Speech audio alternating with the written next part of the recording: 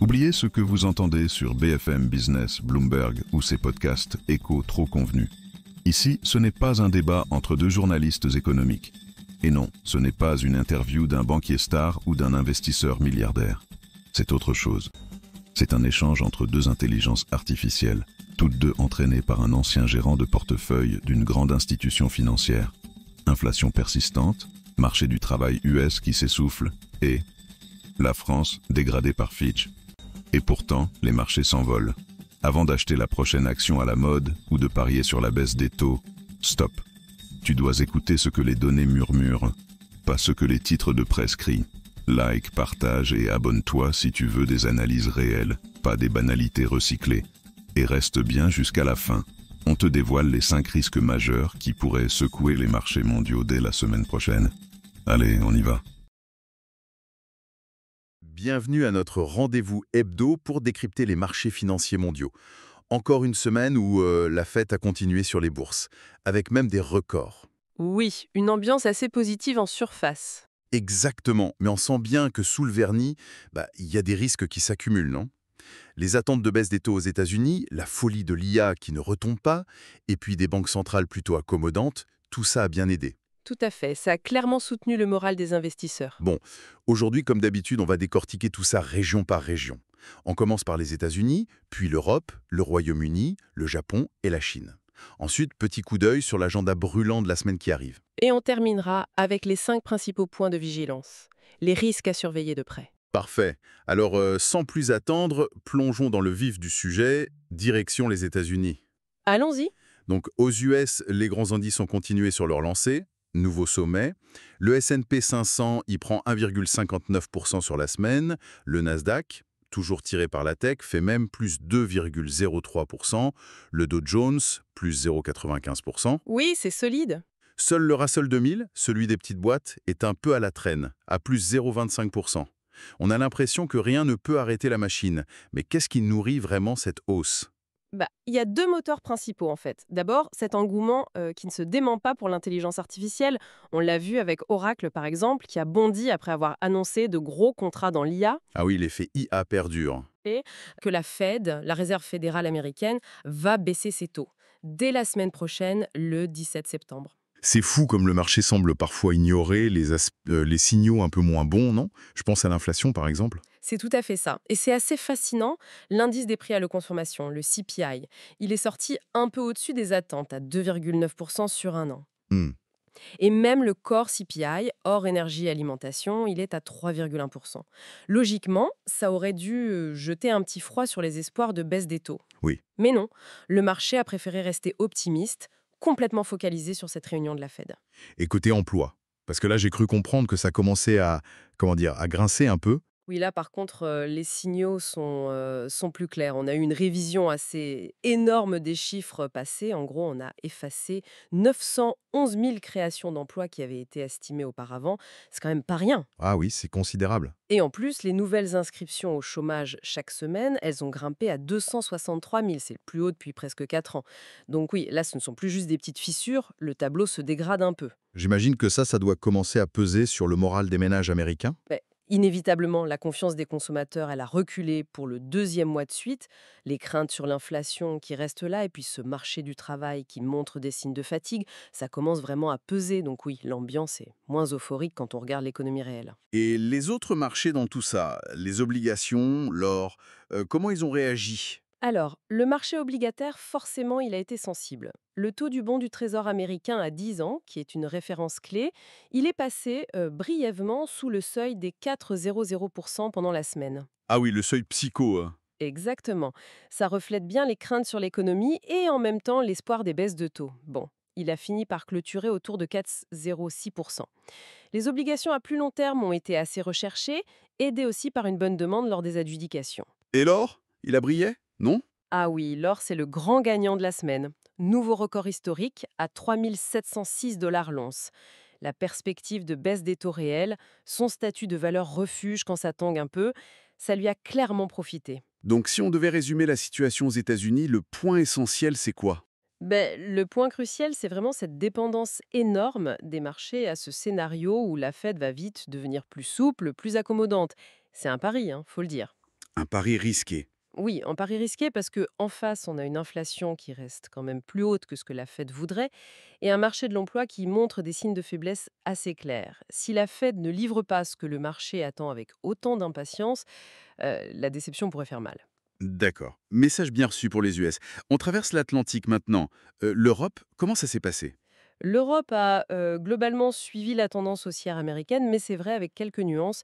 Le stock 600 pan-européen gagne 1,03%. Oui, et on a vu de belles perfs à Paris, le CAC 40 plus 1,96% et Milan plus 2,30%, Francfort plus 0,43% et Londres plus 0,92% pour le FTSE 600 étaient un peu plus, disons, modérés.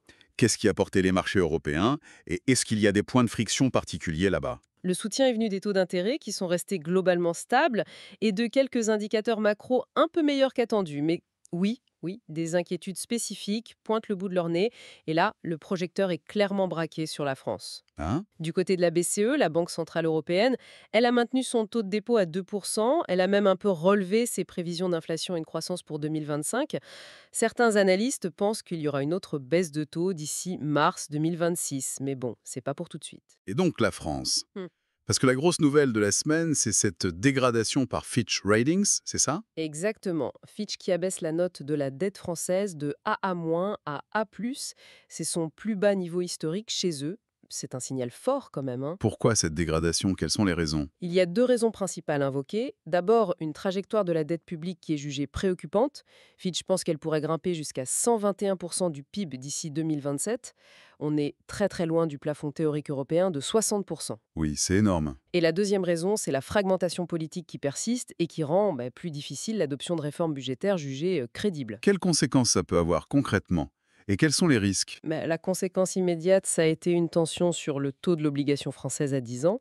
Il est monté à 3,47% et l'écart avec le taux italien s'est réduit. Ça montre une prime de risque qui augmente. D'accord. Et puis, politiquement, la situation est tendue pour le nouveau Premier ministre, Sébastien Lecornu. Il doit faire passer un budget sans majorité absolue, juste après l'échec d'un projet d'austérité et la démission de François Bayrou. Donc cette instabilité politique, couplée au doute sur la maîtrise des finances publiques, ça crée un risque non négligeable pour la France et potentiellement pour toute la zone euro. Hmm. Et les autres poids lourds, l'Allemagne, le Royaume-Uni? L'Allemagne, elle n'est pas vraiment au mieux de sa forme non plus, hein. Les exportations ont encore baissé en juillet, moins 0,6%, surtout vers les États-Unis, moins 7,9%. Bon, petite surprise positive sur la production industrielle qui a augmenté de 1,3%. Un petit signe quand même. Un petit signe, voilà. Au Royaume-Uni, la croissance a été nulle en juillet. 0,0%, freinée par une contraction de l'industrie manufacturière. Donc, la Banque d'Angleterre, la BOE, elle est dans une position très très inconfortable. Elle doit jongler entre une inflation toujours trop haute et une économie qui fait du surplace. Donc, si on résume, pour l'Europe et le Royaume-Uni, la BCE fait une pause, mais le gros point d'interrogation, c'est la France, avec sa situation budgétaire et politique compliquée. C'est exactement ça. Les défis français sont vraiment au premier plan et ça pourrait avoir des répercussions. Si on ajoute ça aux difficultés à l'export de l'Allemagne, qui est quand même le moteur traditionnel, eh ben ça dessine un paysage de risques croissants en Europe. D'accord. On prend le large maintenant. Direction l'Asie. On commence par le Japon. Là-bas, les actions, ça a été spectaculaire cette semaine. Ah oui, absolument, hein, très forte hausse. Le Nikkei 225 plus 4,07%. Le Topix plus 1,78%. C'est remarquable. Et pourtant, il y a eu un séisme politique, non? Oui, et c'est ça qui est étonnant. Cette performance, elle a eu lieu malgré un vrai coup de tonnerre politique, la démission surprise du Premier ministre Ishiba. Après des difficultés électorales, il y a eu une élection interne pour la direction du parti qui est prévue le 4 octobre. Mais comment on explique cette résistance, voire cet enthousiasme des marchés face à une telle incertitude politique? Il semble que les investisseurs parient peut-être sur une réorientation de la politique économique, peut-être quelque chose de plus favorable à la croissance ou à certaines réformes, qui sait. Et puis il y a eu une bonne nouvelle économique qui est venue un peu contrebalancer tout ça. Ah, laquelle? La croissance du PIB au deuxième trimestre. Elle a été révisée nettement à la hausse, à 2,2% en rythme annualisé. C'est mieux que prévu, notamment grâce à une consommation des ménages plus forte. D'accord. Qu'est-ce que ça veut dire pour la Banque du Japon, la BOJI, et sa politique monétaire? Ouais. Elle va faire quoi? Cette incertitude politique, ça rend une action de la BOJ tout de suite moins probable. Les marchés s'attendent plutôt à ce qu'elle fasse une pause en septembre, le temps d'y voir un peu plus clair politiquement. Logique. Mais l'idée d'une autre hausse de taux en 2025, elle n'est pas complètement écartée, hein, surtout si l'économie continue de montrer des signes de solidité.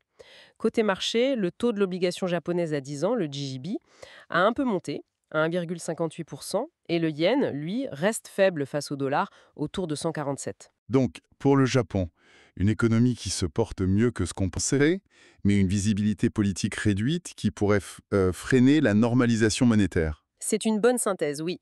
L'économie surprend plutôt bien, mais le calendrier de la BOJ est maintenant un peu suspendu aux événements politiques. C'est un facteur d'incertitude important pour les mois à venir. Très clair. On termine notre tour du monde en Chine. Là aussi, les marchés actions ont progressé, c'est ça? Oui, la hausse a continué. Le Shanghai Composite a pris 1,52%, le CSI 300 plus 1,38%, et en Hong Kong, le Hang Seng a même fait un bond de 3,82%.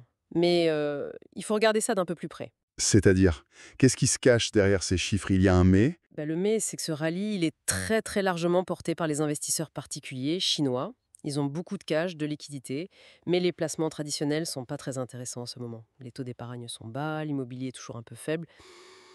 Du coup, ils vont en bourse. Exactement. Du coup, beaucoup se reportent sur les actions, surtout les valeurs technologiques, avec un côté parfois assez spéculatif. Donc, ce n'est pas forcément un signe de grande confiance dans les fondamentaux économiques, hein. Justement, ces fondamentaux, parlons-en. La déflation, c'est toujours le gros problème. Oui, absolument. La situation économique de fond, elle reste fragile. La déflation, donc la baisse des prix, elle est toujours là. L'indice CPI a encore baissé de 0,4% sur un an en août. Et les prix à la production, le PPI, ils ont baissé pour le 35e mois consécutif. Waouh. Même si le rythme de baisse ralentit un peu, c'est un symptôme très, très inquiétant. Ça pèse sur les profits des entreprises, sur la consommation. Et pourtant, le marché monte. Est-ce qu'il y a quand même des facteurs spécifiques qui expliquent cet engouement, au-delà de la simple liquidité? Bon, il y a peut-être deux éléments qui jouent un peu. D'une part, un certain engouement pour les boîtes chinoises qui développent leur propre IA maison. Et d'autre part, le soutien que Pékin affiche pour son industrie tech avec des politiques qui visent à contrer ce qu'ils appellent l'anti-involution, une sorte de stagnation. Ça a pu améliorer un peu le sentiment sur le marché intérieur. D'accord, donc la conclusion pour la Chine, c'est un rallye à prendre avec des pincettes. Oui, c'est crucial de le souligner. Les gains qu'on voit sur les marchés chinois, ils semblent vraiment plus tirés par la liquidité qui cherche à se placer que par une amélioration réelle et durable de l'économie. La déflation reste un obstacle majeur. Ce rallye pourrait donc s'avérer assez fragile si les fondamentaux ne suivent pas. Parfait. Ce tour d'horizon nous donne une photo assez nette des dynamiques actuelles. Maintenant, regardons devant nous. Qu'est-ce qui nous attend la semaine prochaine? L'agenda a l'air bien rempli. Ah oui, une semaine très très dense en perspective, avec un gros focus sur les banques centrales et l'inflation. Pour donner les grandes lignes, On prend note. dès lundi, on aura des chiffres importants en Chine, la production industrielle et les ventes au détail pour le mois d'août. Ok. Mardi, journée chargée aux États-Unis, il y aura les ventes au détail, très important pour voir où en est le consommateur, la production industrielle aussi. Et puis au Royaume-Uni, le taux de chômage et en Allemagne, l'indice ZE du moral des investisseurs. D'accord. Mercredi, alors là, c'est le grand jour aux États-Unis, décision sur les taux de la Fed et conférence de presse de Jérôme Powell, très attendue.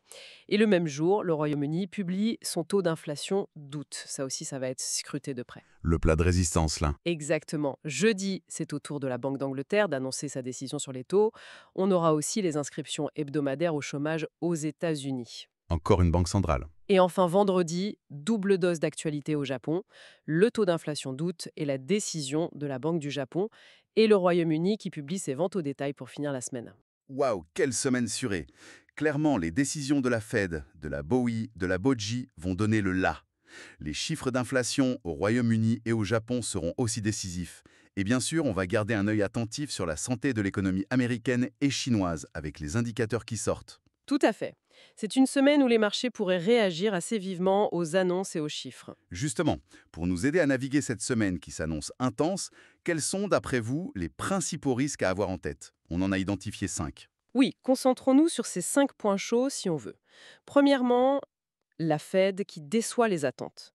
Pourquoi c'est un risque majeur? Parce que les marchés, ils anticipent cette baisse de taux le 17 septembre avec une probabilité énorme, quasi 96%. C'est ça, ils sont archi convaincus. Voilà. Donc le risque, il est clair.